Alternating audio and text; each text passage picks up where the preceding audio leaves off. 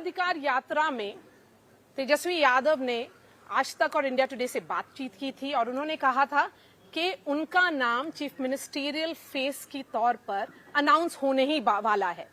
Announcement हुआ, देरी हुई, क्या बहुत देरी हो गई। तेजस्वी यादव अब हमारे सामने हैं। तेजस्वी, एक हफ्ते में फर्स्ट फेज का कैंपेनिंग खत्म हो जाएगी। कल आप लोगों के घोषणा पत्र का अनाउंसमेंट होने वाला है, मैनिफेस्टो आप दिखाएंगे। सब ठीक चल रहा है? नहीं, सब बहुत बढ़िया चल रहा है, अच्छे से चल रहा है। और इस बार जनता जो है बदलाव के मूड में है। हम लोगों ने फर्स्ट फेज की कैंपेनिंग भी शुरू कर दी है। कई जगह, कई जिलों में हमने कैंपेन भी किया है। और इस बार लोग जो हैं मौजूदा सरकार से परेशान हैं। अब जैसे एक स्थिर पानी जो है एक जगह रहे काफ़ी दिनों तक तो सड़ने लगता है, बदबू आने लगती है। वही स्थिति जो है इस मौजूदा सरकार की हो चुकी है। कोई विजन नहीं है, विजनलेस लोग हैं ये लोग कैंपेन में तो गए हैं, बट कोई अभी तक इन्होंने विजन नहीं बताया है कि अगले 5 साल एनडीए क्या करेगी बिहार के लोगों के लिए। प्रधानमंत्री आए, अमित शाह जी आए, बड़े बड़े मुख्यमंत्री हर प्रदेश के भाजपा के आ रहे हैं, यहाँ केंद्र मंत्री आ रहे हैं, लेकिन कोई भी व्यक्ति बिहार को गरीबी से, पलायन से, बेरोजगारी से, महंगाई से मुक्ति कैसे दिलाएगा, बिहार के प्रति व्यक्ति आय को कैसे बढ़ाएगा, बिहार को अव्वल राज्यों में कैसे ले जाएगा, किसी ने ये नहीं बताया। जो घोषणाएं हम लोगों ने की उसका इन लोगों ने जो है कॉपी किया और कुछ योजनाएं जो हैं चुनाव से पहले इन लोगों ने लागू की। हालांकि ये भी उनका अपना नहीं है, ये हम लोगों का देख करके उन लोगों ने घोषणा की है। और अभी भी ये लोग फील्ड में हैं, प्रचार में हैं। कोई भी बिहार के तरक्की को लेकर के एक बात नहीं की गई। बात हुई तो क्या हुई, 2 बातें हुई। अमित शाह जी ने 2 प्रमुख बातें इस चुनाव के संदर्भ में कहा। पहली बात कि सीएम का चेहरा चुनाव के बाद तय किया जाएगा कि एनडीए का कौन होगा, वो विधायक चुनेंगे। पहली बात, यानी नीतीश कुमार जी बिहार के अगले मुख्यमंत्री होंगे, ये एनडीए ने घोषणा अब तक नहीं की है। यानी स्पष्ट कर दिया है कि जिसकी ज्यादा संख्या होगी उसका ये उनका ही मुख्यमंत्री होगा। दूसरी बात जो अमित शाह जी ने कही बिहार के लेकर के कि यहाँ कारखाने, उद्योग, धंधे नहीं लगा जा सकते क्योंकि यहाँ भूमि की कमी है। तेजस्वी, आपने भी काफी घोषणाएं की हैं, आपके भी काफी प्रोमिसेस हुए हैं, वादे हुए हैं। एक एक करके हम आपके वादों पर चर्चा करते हैं। सबसे पहला आपने रीसेंट अनाउंसमेंट किया, पंचायत के जो नेता हैं उनके लिए पेंशन, पंचायत, हाँ, और 50 लाख इंश्योरेंस और double allowances. Road map worked है, फिस्कल प्लान वर्कड है? एकदम। देखिए, बिना एक्सपर्ट की राय और बिना अध्ययन किए हुए हम कोई घोषणा नहीं करते। जो प्रैक्टिकल है, जो संभव है, वही हमने जो है घोषणा की है। इसमें कोई ज्यादा खर्चा नहीं है। आप लोग भी, हम चाहेंगे कि एक बार आप लोग भी अध्ययन कर लें। चाहे पेंशन की बात हो, उनकी जो हमने देने की बात की है, चाहे 50 लाख की बीमा कराने की बात हो, ये एकदम डुएबल है, फिजिबल है। और पंचायत के जितने प्रतिनिधि जो लोग होते हैं उन सबसे हम लोगों की भी मुलाकात हुई। हम सब लोगों ने इसमें प्रैक्टिकली एक्सपर्ट से भी हम लोगों ने राय ली कि बिहार का बजट के हिसाब से कैसे हम लोग इसको फिजिबल जो है कर सकते हैं। तो एकदम डुएबल है और एकदम किया जा सकता है और एकदम होगा। आपका एक वादा जो ज्यादा सुनाई दे रहा है सड़क पर बिहार में, वो है हर परिवार को एक सरकारी नौकरी। बिहार में 2.5 करोड़ परिवार हैं, लेकिन सरकारी नौकरी सिर्फ 20 लाख है। 3.27 लाख करोड़ के बजट से में ये योजना मुमकिन है क्या? एक्सपर्ट्स का कहना है कि इस वजह से बिहार का सैलरी बिल लगभग 6 लाख करोड़ होगा। ये हमारे मुख्यमंत्री उस समय नीतीश जी भी कहते थे कि कहाँ से नौकरी लाएगा, अपने बाप के पास से लाएगा क्या? तो आज वही लोग जो है 1 करोड़ नौकरी रोजगार की बात कर रहे हैं और 10-10 हजार रुपए दे रहे हैं। तो ये एक्सपर्ट्स गायब थे। तब तो ये एक्सपर्ट्स आकर के अपनी राय नहीं दे रहे थे। देखिए, हम लोगों ने एकदम इस पे काम किया है और जल्दी ही इसका क्या ब्लूप्रिंट होगा, रोड मैप होगा, कैसे हम देंगे, कुछ दिनों के अंदर ये भी बिहार की जनता को हम बताएंगे। और ये एकदम हो सकता है, होगा। और इसके साथ साथ हम लोगों ने जितने संविदा कर्मी जो थे या आंगनबाड़ी सीएम्स यानी कम्युनिटी मोबिलाइजर्स जो हैं, उनको भी परमानेंट रखने की बात हम लोगों ने की है। और एकदम ये हो सकता है, डुएबल है। और साथ ही साथ रिसोर्स हमारा मतलब रेवेन्यू जो जनरेशन जो है हम जनरेट कैसे करेंगे, ये भी प्लान जो है हम बिहार की जनता के सामने आने वाले दिनों में कुछ दिनों के अंदर हम लोग रखेंगे। अलायंस का टेंशन काफी दिख रहा था, आपका जब तक नाम नहीं अनाउंस हुआ उससे पहले अलायंस में जो टेंशन है वो दिख रहा था। देखिए, टेंशन तो एनडीए में भी बहुत दिख रहा था। हम लोगों में कभी भी कोई ऐसी बात जो है नहीं हुई। हाँ, जाहिर सी बात है, जब आप शीट शेयरिंग के लिए बैठते हैं तो हर पार्टियां चाहती ज़्यादा से ज़्यादा जो है सीटों पर चुनाव लड़े।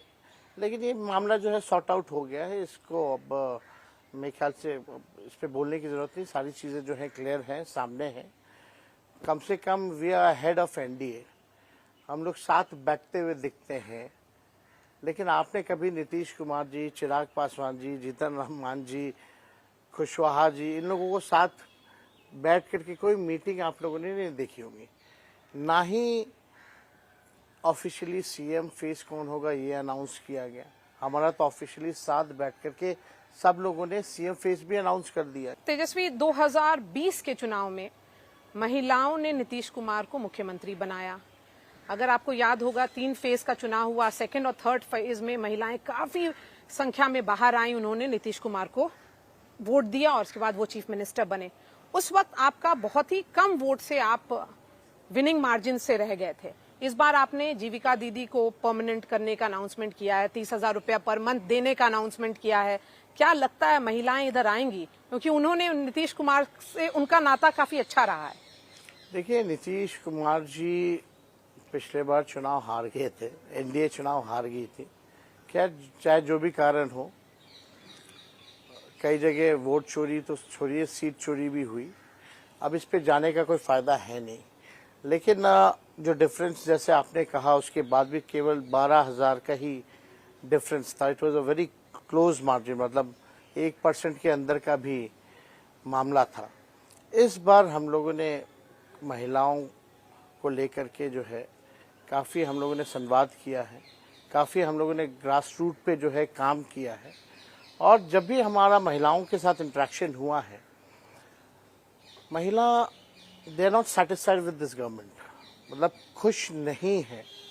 चाहे आप समूह की बात कर रही हो, जीविका दी की बात कर रही हो, आंगनबाड़ी की बात कर रही हो, सरकार के लोग इनका शोषण करते हैं, दिन रात मेहनत कराते हैं, लेकिन देते कुछ नहीं है, डराते हैं, धमकाते हैं।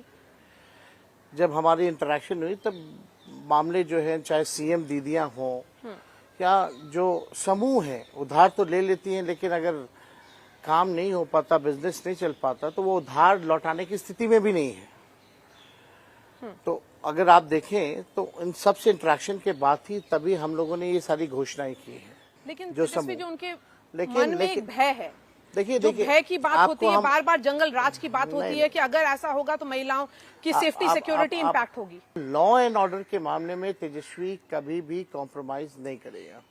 अगर हमें सीएम फेस बनाया गया है तो मैं बिहार की जनता को ये कहना चाहता हूँ कि अगर तेजस्वी की परछाई भी अगर गलत काम करेगी तो कार्रवाई होगी।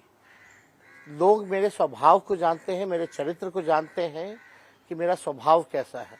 इसमें कभी भी किसी भी कीमत पे कॉम्प्रोमाइज जो है तेजस्वी नहीं करेगा। अनएम्प्लॉयमेंट हाई है, माइग्रेशन इशू है, इस पर चर्चा करते हैं। बिहार में एजुकेटेड अनएम्प्लॉयड हैं, नौकरियां नहीं हैं, तो उसका रोड मैप तैयार है या आप भी अनाउंसमेंट करिएगा कि अनएम्प्लॉयड को 1,000 रुपया दे देंगे? नहीं, आपको एकदम स्पष्ट होना होगा। नौकरियां दिलाने के जो सिलसिला जो शुरू हुआ तो वो उन 17 महीनों में ही हुआ। उससे पहले रिक्त पदों को भी नहीं भरा जा रहा था। हमारे बाद जितने रिक्त पदे थी उसकी भी भरा गया, और जो नेशनल एवरेज के मुकाबले जो हम लोगों को आना है उसके लिए भी हम लोगों ने कई पद का सृजन भी किया, क्रिएट किया। तो आप देखिएगा बीपीएससी से हम लोगों ने एज एन एग्जांपल टीचर्स की रिक्रूटमेंट हम लोगों ने कराई। बीपीएससी का लालू जी के बाद 17 महीने में हुआ है, इन बीचों में बीपीएससी से नहीं हुआ। अच्छा। तो आप समझ सकते हैं कि क्वालिटी ऑफ एजुकेशन लोगों को मिले, अच्छे टीचर्स जो है सरकारी स्कूलों में जाएं, क्वालिफाइड टीचर्स जाएं, ताकि गुणवत्ता शिक्षा में गुणवत्ता का जो मामला आता है बिहार में वो खत्म हो। तो हम लोगों ने वो उसकी जो है वो शुरुआत की।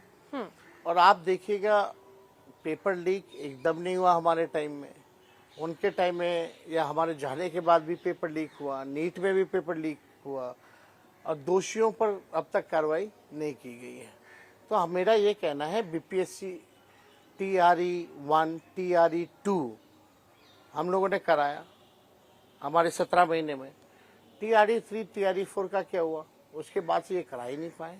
जब इतना आपने काम किया तो फिर ये एम्फेसिस क्यों रहा कि जो सीएम, डेप्यूटी सीएम का जो पूरा चेहरा दिखे, वो कास्ट रिप्रेजेंटेशन भी हो? आपने मुकेश सहनी को अनाउंस किया है। देखिए सब डेप्यूटी सीएम सिर्फ मुकेश सहनी जी ही उप मुख्यमंत्री नहीं होंगे, आने वाले समय में और भी कम्युनिटी के लोग जो है डेप्यूटी चीफ मिनिस्टर बनेंगे। और मेरे ख्याल से लोगों की चाहत भी है, लोग समाज के लोग मान सम्मान चाहते हैं कि उनके समाज को जो है मान सम्मान जो है मिले, तो उसमें देने में क्या दिक्कत है। कई कई जगह तो 5-5 डेप्यूटी चीफ मिनिस्टर है। और आप बताइए इतना काम यूपी में आप देख लीजिए 2-2 डेप्यूटी चीफ मिनिस्टर है। यही बीजेपी के लोग अभी कुछ दिन पहले ट्रोल कर रहे थे कि 18% वालों को जो है डेप्यूटी चीफ मिनिस्टर नहीं, यानी जब अति पिछड़े के बेटे का हम लोगों ने डेप्यूटी चीफ मिनिस्टर अनाउंस किया तो बीजेपी के पेट में दर्द होने लगा। और यही बीजेपी ट्रोल करा रही है, जिनको ये कहते हैं पाकिस्तान चले जाओ, जिनको ये कहते हैं घुसपैठिया, आज उनकी बात ये कर रहे हैं। तो बीजेपी की भी चिंता को हम लोग दूर कर देंगे। अति पिछड़ा लगभग 36% है जो EBCs माना जाता है पसमंदा को मिला करके, और ये 125 जातियां हैं। मुकेश सहनी का जिस कम्युनिटी से वो आते हैं वो मल्लाह कम्युनिटी, निषाद बहुत ही छोटा है। तो आपको लगता है कि वो एक सेंस जनरेट करेगा, क्योंकि प्रधानमंत्री ने भी अपना कैंपेन कर्पूरी ठाकुर के होम डिस्ट्रिक्ट समस्तीपुर से शुरू किया था, तो वो लोग भी कोशिश कर रहे हैं कि EBCs या अति पिछड़ा के बीच में जाकर के एक मोबिलाइजेशन की कोशिश कर रहे हैं। ये बीजेपी आरक्षण विरोधी लोग हैं। यही लोग कर्पूरी जी को बद्दी बद्दिया गालियां देते थे जब कर्पूरी जी ने पहली बार आरक्षण को लागू किया था। तो कर्पूरी जी की सरकार को गिराने वाले यही भाजपा के लोग थे। आज ये बहुसंख्यकों की जो कह सकते हैं कि ताकत है, बहुजनों की जो ताकत है, उसके आगे इनको झुकना पड़ा है। और ये केवल चुनाव में ये सब ड्रामा करते हैं। आप देखिएगा जो हम लोगों ने कास्ट बेस्ड सर्वे कराया था उसमें EBC का हम लोगों ने 27% आरक्षण किया था, यानी बढ़ाया था। यानी टोटल अगर आप देखें SC ST OBC EBC का 65% हम लोगों ने इंक्रीज किया था। 50% बैरियर हम लोगों ने तोड़ा था और 10% EWS एज इट इज रखा था, यानी 75% टोटल आरक्षण हम लोगों ने किया था। उसके बाद हम लोगों ने मांग की थी केंद्र सरकार से कि इस आरक्षण को तमिलनाडु के तर्ज पर शेड्यूल 9 में जो है आप डालिए। हमारा कैबिनेट ने प्रपोजल भी केंद्र सरकार को भेजा, लेकिन ये कानून को बीजेपी आई और जिसका डर था इस कानून को निरस्त कर दिया गया। 14 तारीख तेजस्वी का अपना असेसमेंट क्या है? 14 तारीख के बाद से बेरोजगारी को जड़ से खत्म करने का काम शुरू हो जाएगा और बिहार की जनता नई सरकार बनाएगी जो नया बिहार देखना चाहता है। तेजस्वी यादव, हमसे बात करने के लिए बहुत बहुत शुक्रिया। बहुत धन्यवाद आपका।